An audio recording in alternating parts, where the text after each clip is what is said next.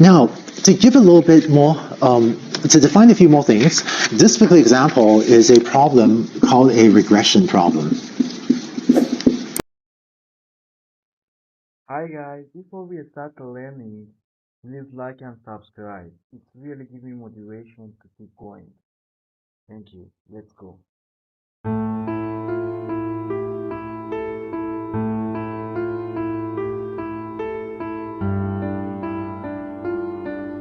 Hey friends, welcome to RWB channel. Today we are slowing it down and diving into linear regression. Now I know what you are thinking. Oh, sounds like heavy math. But no, don't worry. We are keeping it super simple, chill, and I'll throw in little questions for you to think about along the way. Yeah, cool. Let's roll. What is regression? So imagine you're a teacher looking at your student.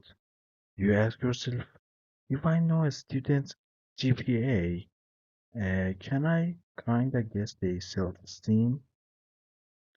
That's regression. It's about taking two variables and saying, can I use one to predict the other? Quick check. Does regression mean we've proven cause and effect? No. It just means we found a pattern, prediction and causation. Prediction, not causation. Okay. Explanatory vs response variables. Explanatory variables X is the thing we use to predict.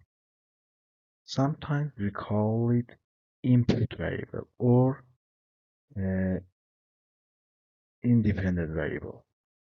Response variable Y is the thing we are trying to predict. Uh, Sometimes we call it output, and sometimes we call it a dependent variable. Example: GPA is explanatory variable X, and self-esteem is response variable Y. Another question: which was goes on the bottom of the graph? Hmm, exactly. X goes on the bottom of the graph, and Y goes on the side. Easy peasy. Example: now imagine plotting this data, GPA on the bottom, self-esteem on the side. The dots shows a trend. Higher GPA usually means higher self-esteem.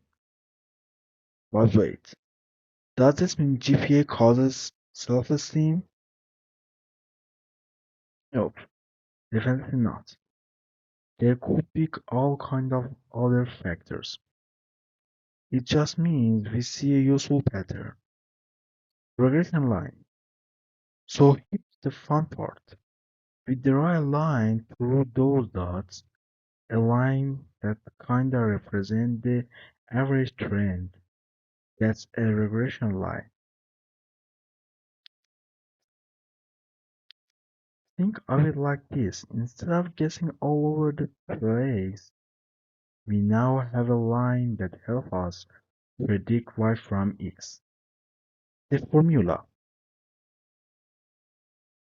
y hat equals to a plus b times x. A is intercept, where the line crosses the y-axis.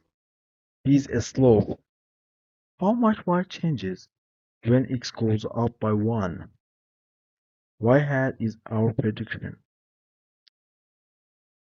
Another question: if the slope is positive, what happens as goes up? Mhm. Right, you got it. Y goes up too. And if the slope is negative, when x goes up, y goes down. I know you already know it. Example: if a equals to 71 and b is 4, the line would be like this. Y hat equals to 71 plus 4 times x. So if GPA equals to 2, when we get y hat equals to 71 plus 2 times 4, that is equals to 79. That means we predict a self-esteem score of 79. Pretty right. Easy peasy. Least square. That is the important part. Now, how do we find the baseline? We use the least square method. Here's the psi, here's the idea. For each point we measure the vertical distance to the line. Some points are above, some below. Question: why not just add up the distance? Why not just add up the distance? Well, the positive and negative would cancel each other. Would cancel each other out. So instead we square them. They were everything is positive, bigger mistake, count more than small ones. The least square regression line is the line that makes the sum of the squares error as small as possible. Basically, the fairest line we can draw.